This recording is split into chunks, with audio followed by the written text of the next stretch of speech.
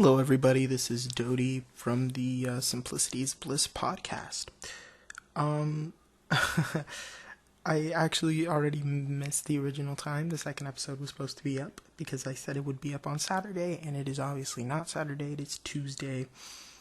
But the schedule still follows: Tuesdays, Thursdays, Saturdays. So yeah.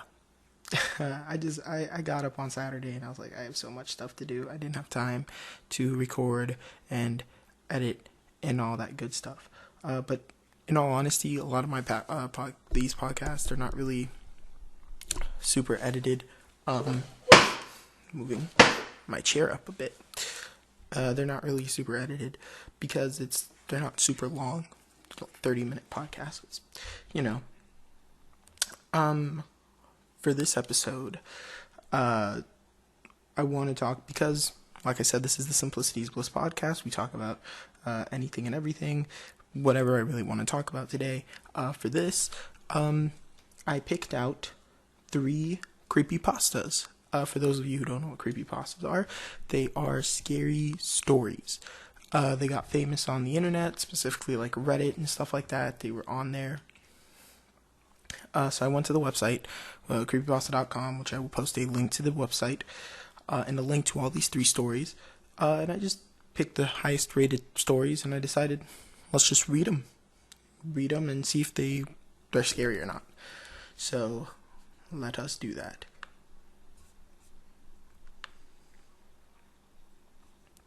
Cool. This first one is called The Seer of Possibilities. I kind of want to see who, wrote it so I can give them credit.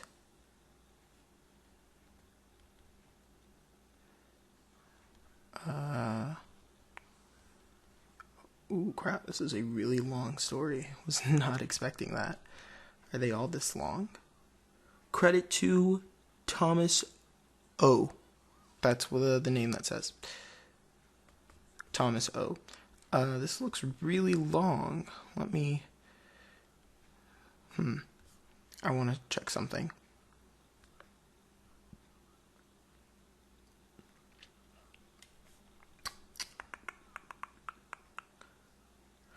Yeah, the other ones are kind of short. So I think our balance would be good. This episode might be a bit longer than... No, I can't do this one. This is really long. So, close that. Yes, this episode might be just a bit longer than the last one. But, well, what are you going to do? Ooh, this looks like a cool one. Alright. So, I will start with The Seer of Possibilities. Alright. Am I at the beginning? Kinda. Sometimes otherworldly beings find interesting ways to try and contact you. They might use a Ouija board, or maybe come to you in a dream, or sometimes they speak through another person. They each have their own style and preference that's particular to them. The one who contacted Jack spoke to him through his computer, or I guess you could say the communication was through on-screen text. The first time it happened, Jack had been sitting at his computer playing solitaire. A blinking red light from the router indicated that his internet connection was down again. This was at least a weekly occurrence, and Jack was getting used to this spotty internet service. As he moved his cards, the game faded into a solid black screen and the red text appeared. So I don't really like stories about ghosts or demons or monsters and stuff like that. Not because they're scary, but because they're not, in my opinion. I'm not going to go and if I believe in them or not, that's, that has nothing to do. I just don't think, because it's so overdone. There's always a movie about a demon, there's always a story about a demon, a ghost, or whatever. So those type of stories don't necessarily scare me, but, hopefully, someone gets scared, they enjoy the story. Hi, Jack, I need a favor from you. You are a very special person, and I know you'll help me. I can't ask this of just anyone. I really need your help. Jack paused for a second. The router light was still blinking red. Is this some sort of joke? He couldn't help but wondering. Several moments later, the message continued. Yes, Jack, I know this is weird for you, but I don't want you to worry. This is just a small, easy favor I need. I'll make sure you're rewarded. What a nice ghost. Now, nearly in a panic, Jack reached around and pulled the internet cable completely from the wall. Still here, Jack. I don't want to waste any more of your time, so I'll get right to what I need. Tomorrow, when you go to work, I need you to move the large potted plant that's next to the elevator on the ground floor. All you have to do is pull it out 3 inches from the wall. If you do it at 8:17, nobody else will be in the area. 8:17 a.m. Jack sat there, refusing to respond, still trying to figure out what was happening. The writing continued. Look, Jack, I'm asking you because I know you'll do it. You won't let me down. You're special. We'll talk tomorrow. Jack pulled the cord from the wall and the computer went blank. Did that really just happen, he thought? Still shaking from the experience, he took a warm shower and got ready for bed, convincing himself that he'd either had some crazy dream or that it was just some elaborate joke. But who would play that kind of joke on him? He didn't really have friends. Or enemies. Oh, I'm sorry, Jack. I'll be your friend. He woke up the next morning feeling refreshed. Work would start at 8:30 a.m. and Jack was never late. He pulled into the parking lot at 8:10 a.m. Normally he'd just go right in, but the message had told him to move the plant at 8:17. Was he really going to do it? Overnight, Jack's fear had turned into curiosity. Let's say he moved the plant. He wouldn't be doing anything wrong or illegal, right? In Jack's mind, the most reasonable... Was that my cat? You are making noises. Shh. Alright. Sorry.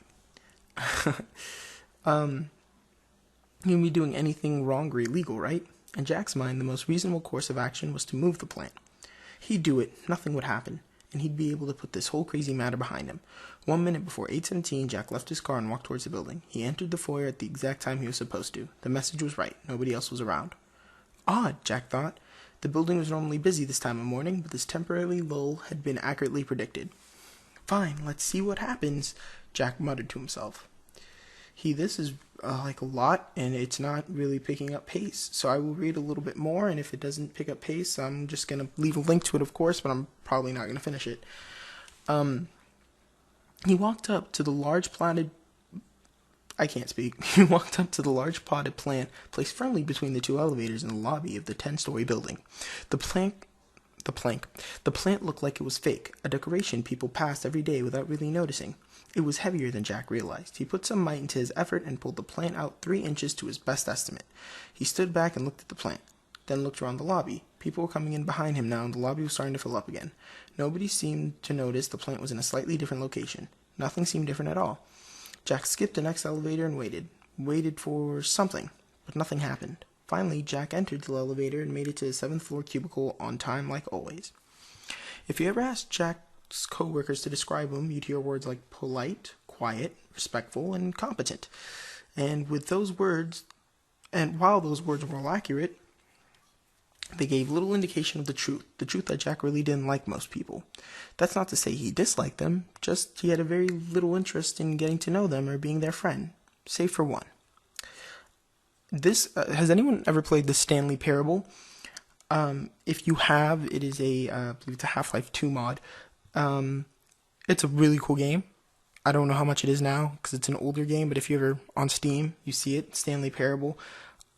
This guy reminds me a lot of Stanley, so I think that's kind of cool. So yeah, check that game out. Allie, the girl who sat 2 cubicles down from him, was the only person he wanted to know more about. With her big smile, blonde hair, and beautiful figure, Jack was very interested in learning all about her.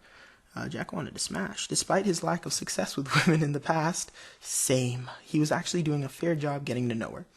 Every morning as he passed her cubicle, he'd stop for a chat. The chats were 1 minute at first, then 2 minutes, then several minutes. Jack was surprised that she actually seemed to like him. Same! Plot twist, I'm Jack. On this particular morning, their daily conversation lasted only a couple of minutes. As they exchanged their morning greetings and talked about Allie's wild night out, the elevator door opens up behind him. Out hobbled James Bentley, the boss of both Jack and Allie. James' loud complaining could be heard throughout the office. My damn foot! What happened, James? Came the mumbled queries. It's that damn plant that they have in the lobby. I ran right into it and twisted my ankle. James, you can barely walk. You need to go to the hospital, came Allie's concerned reply. Can't do it now. I have meetings all day. Too important to cancel. I'll just have to tough it out. I don't know why I'm giving him that voice. I'm sorry. Jack, feeling stunned, left Allie's cubicle mid-conversation and sunk down into his chair. It was his fault. He was sure of it. How could he have been so stupid and careless? Still, no use in worrying about it now. A twisted ankle would heal. Everything would be all right. Where was I? Oh, yeah. Upon his return home, Jack went immediately to his computer and turned it on. As soon as the computer booted up, the screen went blank and a new message popped up. How was your day, Jack? He sat there, staring at the screen, not knowing how to answer. The message on the screen continued. Actually, I know how your day was, but never let it be said that I'm not polite. You're wondering what's going on. You want to know why James Bentley had to twist his ankle. Well, Jack, the chain of events isn't done playing out. I don't want to tell you too much too soon, but this will all make sense to you in short order. Just go to work tomorrow like you normally do. Don't worry about a thing, Jack. You'll be rewarded. You're special. Talk to you tomorrow. Jack sat back in his chair. What was going on? Who was this was sending him messages? That was a typo. Who was this was sending him messages? Yeah, that's a typo. Excuse me. Jack's curiosity was fully engaged, and he was almost a bit excited to see what would happen next. The next morning at work started off as an ordinary day. Jack noticed the plan had been pushed back fully against the wall, probably by the night cleaning crew. James Bentley showed up shortly after lunch, hobbling into the office on his one good foot. Man, this foot is killing me, Jack could overhear him say, but apparently James still had a meeting he didn't want to miss. It wasn't around 3 o'clock that Jack saw him again. James, who always seemed to prefer Allie over others, came limping up to her cubicle. Allie, you're not doing anything right now, are you?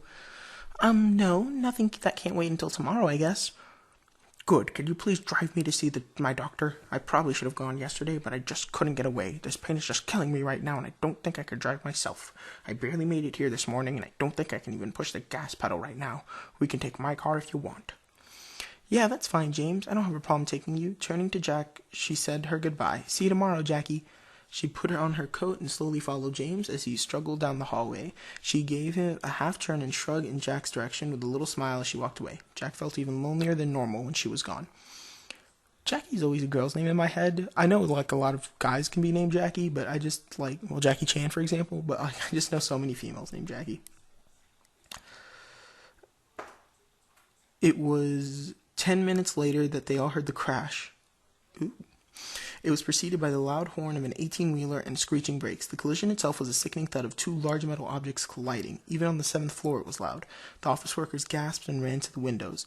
Is that James' car? One of them asked. Hard to tell from up here, someone responded. It's so banged up. The horrifying implication of what just happened came to Jack immediately. No, he though. Supposed to be thought, I'm guessing. This can't be true. Shaking all the way, he ran to the elevator and went to the ground floor along with several others from the office. Some of them were crying. As they joined the growing crowd around the scene of the accident, Jack could hear the far-off sound of emergency sirens. Looking past the gawkers, he could see the 18-wheeler had hit James's car broadside. Its driver had been thrown out onto the pavement where he lay motionless. James was sitting in the passenger seat of his car, motionless but with a surprised look on his bloody face.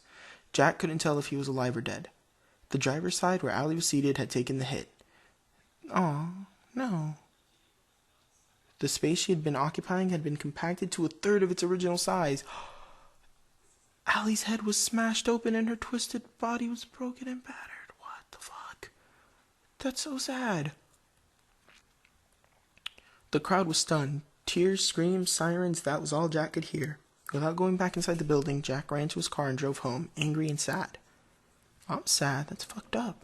He made the journey home into his computer. The machine sat. He wanted to turn it on, but was afraid of what he'd find out. Was he really the one responsible for Allie's death?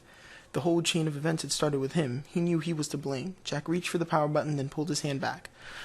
Finally, after several minutes, he found the mental strength to turn it on. The screen flickered and then went to black, and the familiar text started appearing on the screen. No, Jack, it's not your fault. I know you're blaming yourself, but all people die eventually. Some just sooner than others. Jack stared at the screen. He resisted the urge to throw the monitor to the ground. After a moment, the writing continued.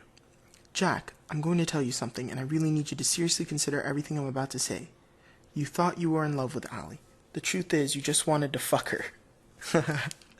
And please excuse my language, but every once in a great while, it's best to be blunt. Jack, she wasn't the one for you. She would have made your life miserable. Yes, you would have eventually found the courage to ask her out. She actually was interested in you. She thought you'd make a good, quote-unquote, project. Sad, really, for her, not for you. I want you to think back to all the things she told you. Why did her last boyfriend break up with her? Because she cheated on him, Jack mumbled under his breath. Because she cheated on him, Jack. The same thing she would have done to you. She would have made you happy for about 2 months and then miserable for the next 4 years, sneaking around, laughing at you behind your back, spending all your money. Once you finally got rid of her, you'd have been so jaded that you'd never date again. This is true, Jack. I see all future possibilities. The ones that come to pass and the ones that don't. You've seen how she really is, Jack. But you let your lust for her blind you to the truth. Together you and I have made sure you avoided that path. One more thing, Jack. This isn't done playing out yet. There's more to come. No! Fuck you! You killed her! Jack screamed and threw the monitor from the desk. How are you so calm like a minute ago and then you kind of flip out? That's weird. Jack, you need... Well, I mean, a girl you wanted to smash did die today, but you might want to work on your emotions. No, fuck you! You killed her! Jack screamed and threw the monitor from the desk. It landed on the floor and sparked out. Jack got barely any sleep that night, and the next day he wasn't sure he wanted to go to work, but the last words he'd been told had piqued his curiosity, and his anger had somewhat subsided. No work was done that day at the office. The company brought in grief counselors. People shared their thoughts, they cried, they hugged. James had actually survived the accident, but was in a coma. The doctors thought he might recover eventually, but nobody was really sure. Late in the afternoon, Jack was approached by Diego Salvera, the head of the division. Diego was blunt and upfront, and he offered James his position to Jack. Technically, it would be a temporary position, but James wouldn't be back anytime soon. Diego promised him that the promotion would be made permanent once enough time had passed. Let's keep this low-key for now, Diego told him, because Diego knows slang. I know it might seem quick, but the Lancaster project James was working on can't be stopped. It's too important to the company. I need someone in charge right away. This can't wait. See? That ghost has your back, Jack. Stunned, Jack accepted the promotion. He left work with a strange mixture of feelings, not really sure how he felt about anything. On his way home, he stopped at the electronics store and bought a new monitor. He made it home and powered up the computer. Once again, the writing came on the screen. Jack, I want to be the first one to congratulate you. I'm proud of what you've accomplished. Jack stared at the screen. Jack, I have to ask your forgiveness because I haven't introduced myself yet. I'm called the Seer. Like I told you before, I see what will be, and I see what can be. It's a very powerful gift I have, but you know what, Jack? For all my power, I still can't do anything corporeal. I can predict, I can see, and with enough effort, I can even communicate, but I don't have a body. That's something that was taken from me a long, long time ago. That's why I need you, Jack. I'm an artist of sorts, an artist of human manipulation. You'll be my paintbrush and my canvas. I want you to work with me, Jack. It's all very simple. Just perform simple tasks for me from time to time. Jack was becoming more and more curious. And Jack, before you give me an answer, I want you to know a couple things. First off, I'll never lie to you. Secondly, I'll never ask you to do anything which, taken by itself, is wrong or illegal. Yes, bad things will result, and sometimes people will die. But they're going to die eventually anyways, right, Jack? And the bad will always be balanced out by something good happening to you. Low-key kind of selfish, but whatever. Jack winced at this last idea, but he fought the urge to turn the computer off. There you go. See, he realized it's kind of fucked up. The seer was right. Everyone would die eventually. Why not let something good come out of it? And what about never lying to him? If he'd known at the time that Allie was going to die, he'd never have gone through with the original favor. But as he thought more about it, he realized the seer hadn't lied to him, but had only withheld information. Still, Jack wondered if he could trust the seer. Work with me, Jack. Together we'll make incredible things happen. I'm just asking you to perform little tasks from time to time. Oh, but these little tasks... English, good job, Dodie. Oh, but these little tasks will have great consequences. They're going to be beautiful, Jack. And I'm almost going into the old boss's voice. They're going to be beautiful, Jack, and they'll always end up with a reward for you. That's the beauty of my art. One single task produced something bad and something good. Oh, one last thing, Jack. I can see you're having trouble with this. If I stopped talking to you right now, it would take you about 2 weeks to decide to join me. But you know what, Jack? You would join me. That's right, you're going to say yes. So instead of waiting, why don't you just say yes to me now? Let's get started, Jack. And when all this is over, you're going to thank me. I promise you. Jack considered what the seer had just said. His initial feeling of revolt was slowly fading. He paused, and then for the first time, he placed his fingers on the keyboard and responded directly to the seer. What do you want me to do next? Then there's like a little white line to signify that time has passed. That's not what it says. I'm describing it. As years passed, Jack did every favor the seer asked of him, as the seer had promised. And as the seer had promised, Jack was rewarded for his actions each time. The rewards often came in unexpected and interesting ways. One of the more memorable experiences for Jack happened about 2 years after he first agreed to help the seer. Jack, I need you to go downtown tomorrow, the seer requested. Enter Garmin's Liquor at exactly 12:37 p.m. A man will ask you a question.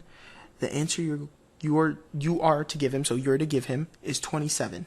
That was correctly, I just can't speak right now for some reason, but that was correctly spelled and stuff. The answer you're going to give him, or you are to give him, is 27. As always, the seer's instructions were simple and direct, yet mysterious. The next day, as requested, Jack entered the store. In front of him, a burly construction worker was at the counter filling out a lottery payslip. Let's see here, said the construction worker. My birthday, that's the 15th. My wife's birthday, that's the 24th. And my kids' age, 2, 10, and 13. The man scratched his head and looked around, zeroing on Jack. Hey, buddy, I need another number. You got one for me? Jack smiled. 27. Really? I was thinking about 35. About playing 35. But you know what? I like your face. Let's go with 27. I like your face. I like your face, too. With that, the man completed his slip and paid for his lottery ticket. See ya, pal, he said happily, and he patted Jack on the shoulder on his way out the door. Jack tried not to put any more thought into what happened to this man. Just let these things play out, Jack. You'll never guess how things end up, so let yourself be surprised, the seer had advised him. Still, it was impossible not to wonder about these things from time to time. He knew, considering the way the seer worked, there was no way possible that he'd actually help this man. But giving him a losing lottery number? That was too simple for the seer. And he couldn't imagine he'd actually given him a winning number, so that's how Jack was surprised when 2 weeks later he ran into the same man again, this time at the grocery store.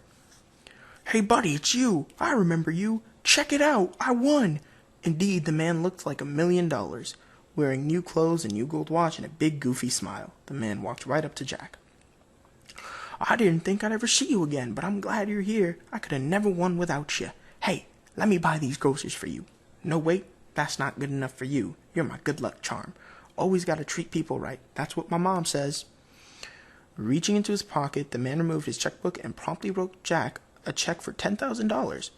It's the least I can do for my good luck charm. After thanking the man and feeling a bit confused by the whole thing, Jack raced home to his computer. After turning it on, the seer's writing appeared on the screen. Well, Jack, how does it feel to be $10,000 richer? It feels good, but I can't help but wonder. We've never helped anyone before. Why are we starting now? Jack asked the question with a tinge of guilt. He never liked to admit that people were being hurt by his actions, but in this case his curiosity overwhelmed any latent feelings of guilt. Oh, Jack, we haven't helped anyone. Yes, that man is happy now, but he'll have lost every last penny within 2 years. You saw it yourself. He just gives money away. Old friends, lost relatives, they're going to come asking him for money. And, I can't read. Okay. And there will be some very bad investments as well. The stress of losing everything is going to cause his wife to leave him. She'll take the kids too. He'll be alone and broke. A ruined man who would have never been much better off if he'd never won. You needn't feel bad. You needn't feel bad, Jack. It's the man's own stupidity and greed that will do this to him. Jack felt some regret, but the seer's rationalizing and focusing on his own reward always put him at peace in the end. Through the years, no two tasks were ever alike. Sometimes the effects of his actions were direct and easy to see. Other times they caused a chain reaction so complex that he simply could not follow it. Go to the county administrator's building, park in space number 43 at 4:47 p.m. came one such request. Jack did so, and 2 months later he met Donna, with whom he fell in love with and ended up marrying. He wouldn't even known the two events were even related if he hadn't asked the seer about it. Jack, when you parked in that space, you caused the person who would have parked there to park in a different spot, but she bumped the car next to her. She barely made a scratch, but she called her insurance agent anyways, causing him to leave the office late. He missed his train home, and while waiting for the late train, he was mugged and stabbed. He'll never fully recover. The muggers took his credit cards and used them, and Jack... I could keep going with this, but there's another 23 people involved. Sometimes these favors are going to be very complicated, but let's just say your action ultimately caused Donna to be in the exact right place for you to meet her. The seer's kind of a dick. I mean, not really. He's not really a dick, but it kinda, you know what I mean? Jack's relationship with the seer grew. Through remaining mostly mysterious, the seer divulged enough information over time so that Jack could get a generalized understanding of the seer's history. From historical references, Jack knew the seer was thousands of years old. When still alive, the seer had been a powerful fortune teller and artist who foretold futures happening through his paintings. A foolish king who misinterpreted the seer's prediction and lost the battle as a result had the seer executed. Unencumbered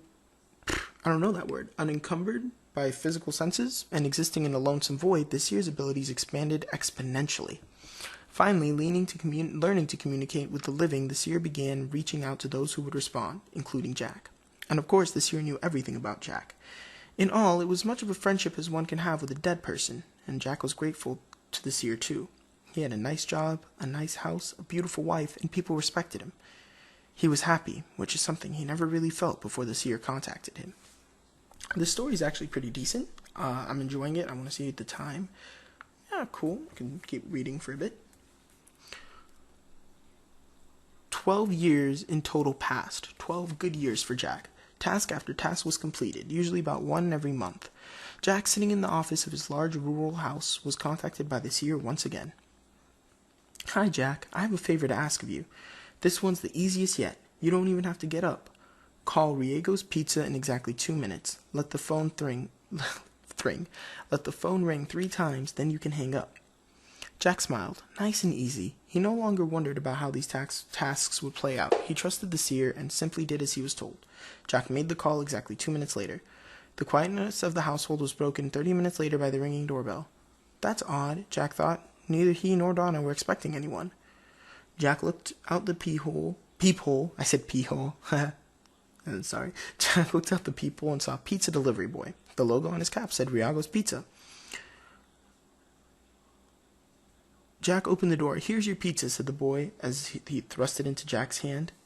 Okay, dick. But I didn't order this, Jack argued. Look, I don't give a damn if you ordered this.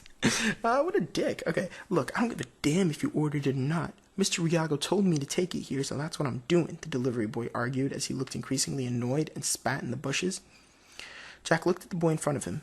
He looked about 17 years old, but the most noticeable thing about him was his size. He was huge, probably about 6.5 feet tall, and very muscular. It's already paid for by credit card. Just take it, because I'm not driving it back. The boy put out his hand for a tip. I don't have any cash on me, Jack told the truth. Whatever, came the disgusted reply. The boy looked past Jack into the house, then turned and walked slowly to his waiting car, looking over his shoulder as he walked. Jack closed the door and took the pizza to the living room where Donna was watching TV. After explaining what happened, he excused himself to go to his office, promising to return shortly. Donna opened the pizza and took a piece. Come back soon, sweetie. The pizza's got all your favorite toppings on it. Donna giggled as she took a bite. Arriving at his computer, the seer's words appeared on the screen. Confused, Jack? Don't be. Your neighbor down the road ordered the pizza. Mr. Riego told the boy the correct address, but a ringing phone made it difficult for him to hear clearly. Still, give the boy credit. He got the street right, at least. So my reward is a pizza, Jack typed, a little confused. Yes, Jack, your reward is a pizza. And also the chance to spend a little time with your wife. Go down there, share the pizza, enjoy it. When you're done, make love to Donna. That's not one of your tasks. That's just some advice I think you should follow. Oh, by the way, your neighbors who ordered the pizza are arguing right now over the silly fact that the pizza didn't arrive. Some of the things people argue over amaze me. They really do. Their fight is going to get very heated, but you don't need to worry about that. Go enjoy your night. Jack followed the seer's advice, cuddled with Donna as they enjoyed their meal, then made love to her on their big, comfortable living room couch. Donna fell asleep on the couch shortly after 11 p.m. Jack lay there, awake This latest favor just felt odd. Carefully extracting his arm from under Jonna, Jack left the room and headed upstairs. Sitting down at the computer, Jack typed, "Are you there?" "Yes, Jack. I'm actually always here. I've been waiting for you to come back." "That pizza delivery boy, he's quite a specimen, isn't he?" Jack looked quizzically at the screen. The seer continued, "He's a horrible employee. He was hired only 3 days ago, and already Mr. Riago wants to fire him. But as a physical specimen, he's strong, fast, and very observant. For example, he noticed that you didn't lock the front door after he delivered your pizza." Oh no. Oh no. "What?" Jack said aloud as he started to get up. "Sit down, Jack. I need to tell you something important, and locking the door now won't change your situation." Jack slowly took a seat again at the computer, looking behind himself as he did so. "You see, Jack, it's true that I never lied to you. Everything I've ever told you is 100% honest. But yes, I've withheld certain facts. You see, I told you that every task causes something bad to happen to someone else and something good to happen to you. But there's a third thing. There's an ultimate goal that each task was working towards. Remember Allie? Of course you do. What you probably don't remember about her is that she was helping to pay her brother's way through college. When she died, he had to drop out. He was going to be a great psychologist, but now he works in a factory instead. That's really too bad for our pizza delivery boy. He could have used a good therapist a few years ago, but that good therapist wasn't there for him. Instead, he got some Freudian quack. And remember our lottery winner? Yes, you do. He was a neighbor to our pizza boy after he lost all his money, of course. He beat the boy senseless after the boy jumped into the street in front of his car. Quite a traumatic memory for our young lad. And his mother didn't care about that incident. Didn't protect the boy at all.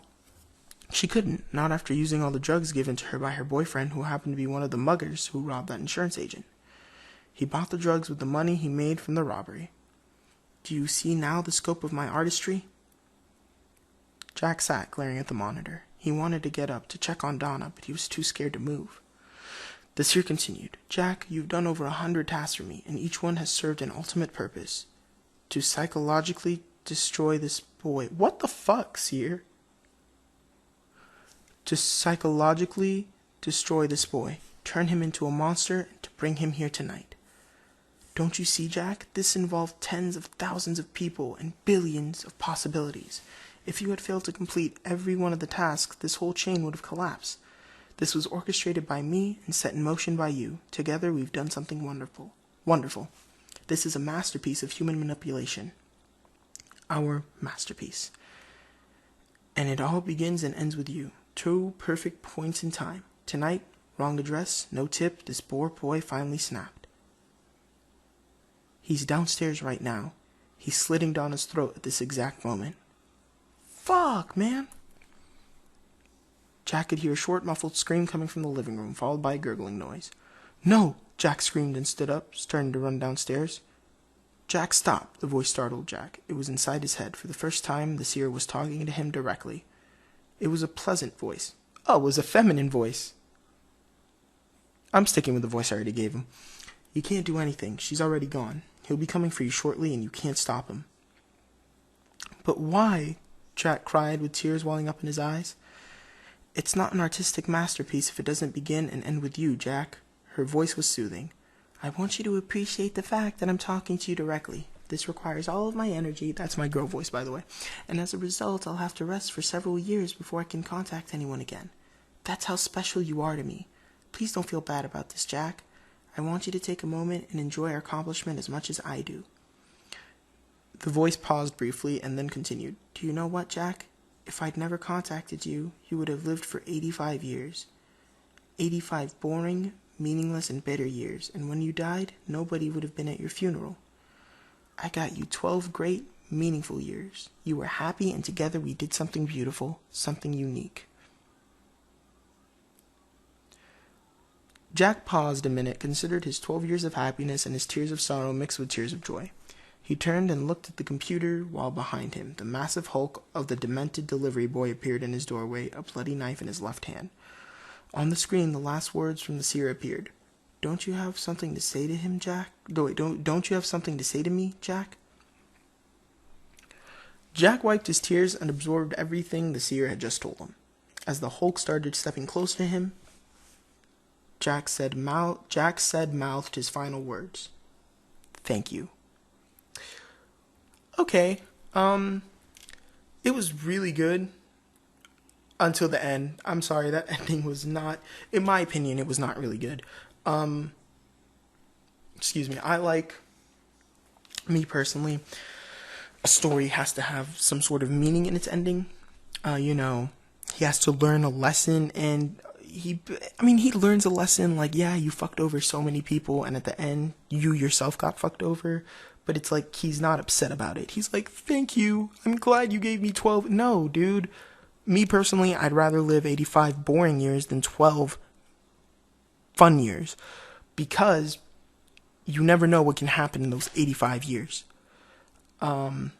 It was not a bad story whatsoever. I really enjoyed the story. It started off kind of slow, but the build-up was well worth it. I will give it that. It was well worth it.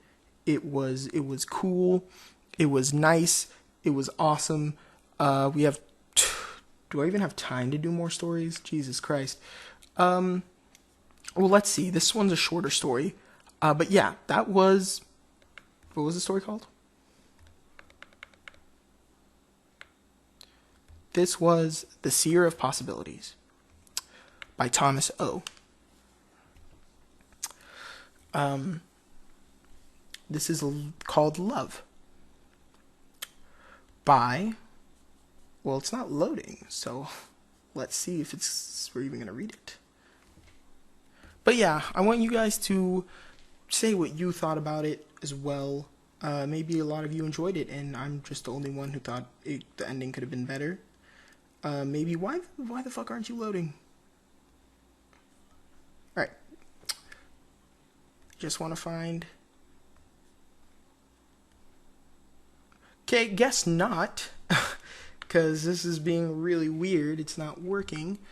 So, we could just maybe do another episode of... Yeah, I think I'll do it like that. I'll spend another minute or two talking about that previous story, and in another episode, I will actually do the second story. See that? I'm smart. I'm thinking of the future. You know why? Because I'm the seer. That is a joke. I'm not a seer. I'm not a woman. That was kind of weird. I was not expecting the seer to be a woman. Was anyone, not sexist or anything, but was anyone expecting that? I was expecting kind of like a, in cartoons when, like, the devil comes and he's in a suit and he's trying to, like, negotiate, his hair is, like, slicked back, stuff like that. I was expecting something like that, like a loan shark type of style. But it was a woman. It was a really feminine woman, too, at that.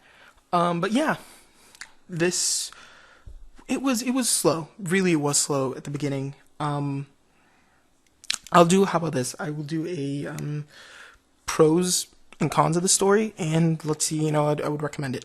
So pros, it was an interesting story. The plot was interesting. You wanted to know what happened. The character, you can get invested into it.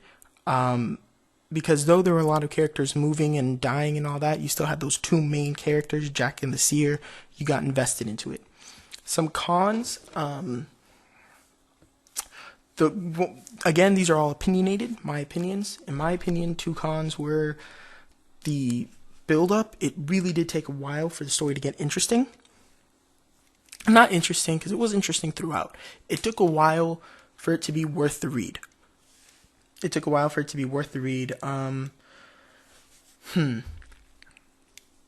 Well, the second con, of course, as I previously mentioned, in my opinion, the ending. I did not enjoy that ending. Did not enjoy it at all. I thought it was kind of lackluster. It kind of took away the purpose of the story. Trying to see, there were grammatical errors, but that's just like whatever, because you know how it's originally supposed to be. But yeah, other than that, those are pretty much my only cons. Do I recommend this story? Yeah, actually I do. Even with that ending, it was an enjoyable story. It wasn't scary. You wouldn't be scared, but it's one of those stories that kind of like, holy shit, I have a new perspective on life type thing. There was a story titled The Egg, and I don't remember the original author, but it was also on Creepypasta. It was titled The Egg, and it wasn't scary at all, but it was such a good story. So yes, I do recommend this story, The Seer of Possibilities by, I believe, Thomas O. I don't know if that's exactly who it is. I will double check. I think it's Thomas O. That's what the thing said. Well, no, it said special thanks to Thomas O. Where do I find the person who did this story, though? Let me see, where do you find that? Because I don't want to give credit to where, like, credit is not due.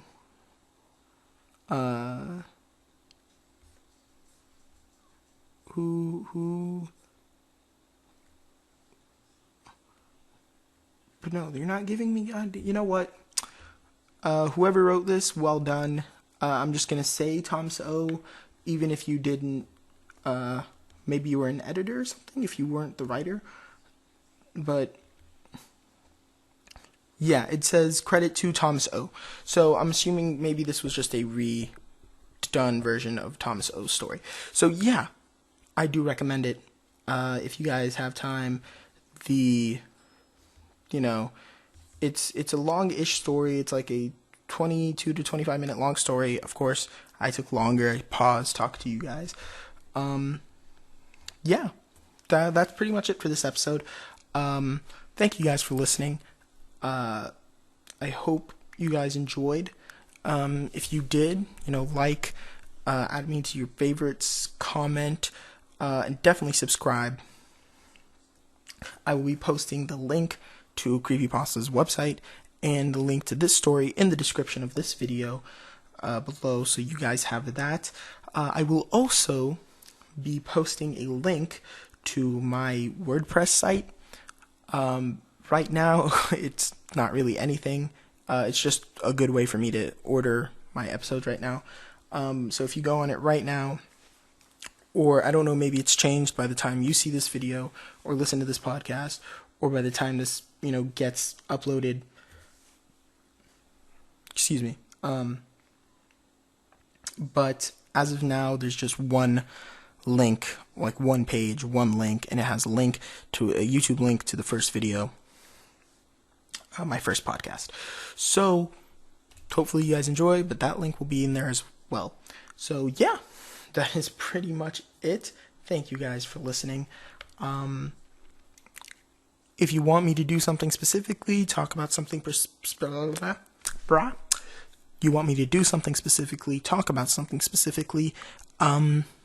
send me a message on YouTube, email me. I am at simplicityisblisspodcast@gmail.com. That should be it. It's either that or simplicityisbliss@gmail.com. But I will double check. I should know my email. I'm very irresponsible. That is not good. Let me see. It is... No, I was right. simplicityisblisspodcast@gmail.com. That is what it is. So if you guys, comments, concerns, or whatever, email me, message me, leave a comment. Be like, you suck, or you're amazing, or blah, blah, blah. I don't know. Hopefully it's amazing if I suck. That would suck. But, Oh, I just read age-sensitive content warning. Oh, if you are below 18, you have to show your parents this website and ask for their permission before browsing. So, below 18 years, you need parents' permission. Yeah, so, thank you guys for listening. I'm just kind of stalling now, I guess. Yeah, remember, simplicity is bliss. Think simple. And yeah, you guys have an awesome day. Bye.